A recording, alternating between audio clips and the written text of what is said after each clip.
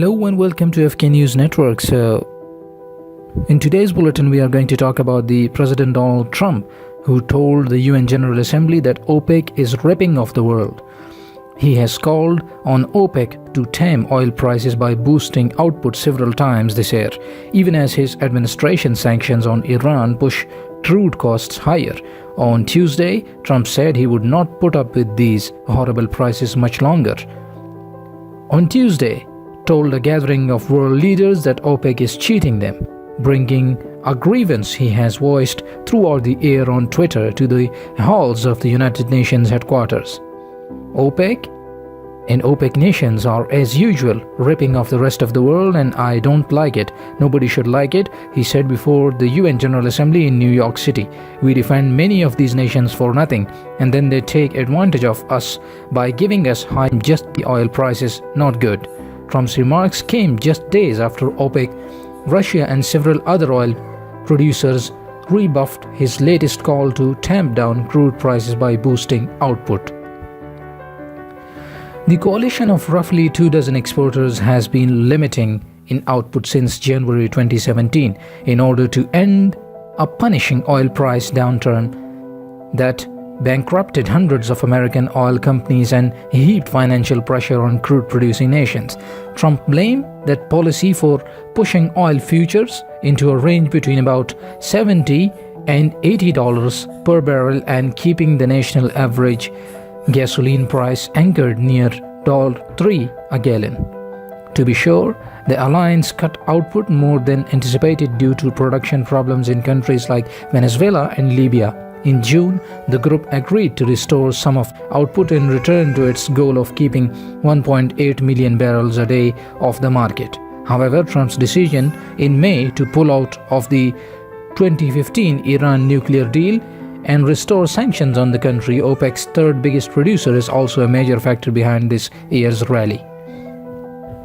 The Trump administration has pushed prices higher this summer by telling oil buyers they must cut their purchases of Iranian crude to zero by November 4th or else face US sanctions. The aggressive deadline has left the market to wonder whether top exporters Saudi Arabia and other producers can fill the gap left by the anticipated loss of about 1 million barrels a day in the coming month.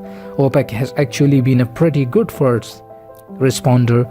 They have put a significant number of barrels on the market since President Trump started tweeting and since the June meeting, said Halima Croft, global head of commodity strategy at RBC Capital Markets. The real challenge, though, for OPEC going forward and for President Trump is there's not a lot of gas in the tank, she told CNBC's Power Lunch on Tuesday. Saudi Arabia is about 320,000 barrels away from their 2016 pre-cut high, and there is a question mark about how much more they can really do beyond that in the near term.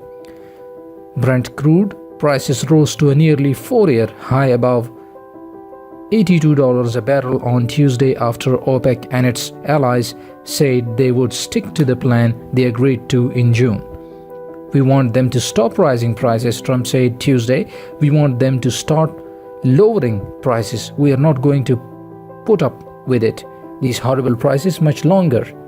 Saudi Energy Minister Khalid Al-Faleh told CNBC on Sunday that Trump's claim on Twitter last week that OPEC is pushing oil prices higher and higher is not true. He said the cartel is focused on more important aspects of the oil market, like assuring the world is adequately supplied with crude.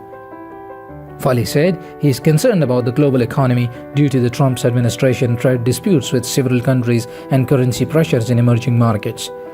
Those factors could dampen demand for oil, making it perilous to increase supply. It's no longer about supply only. I think demand is emerging as a concern as we look at 2019, he said.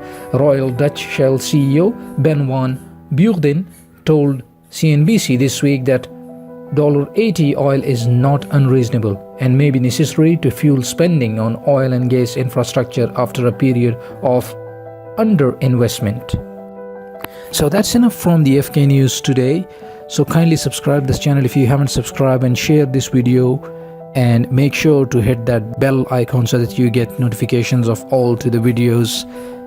Thanks for watching the video and goodbye.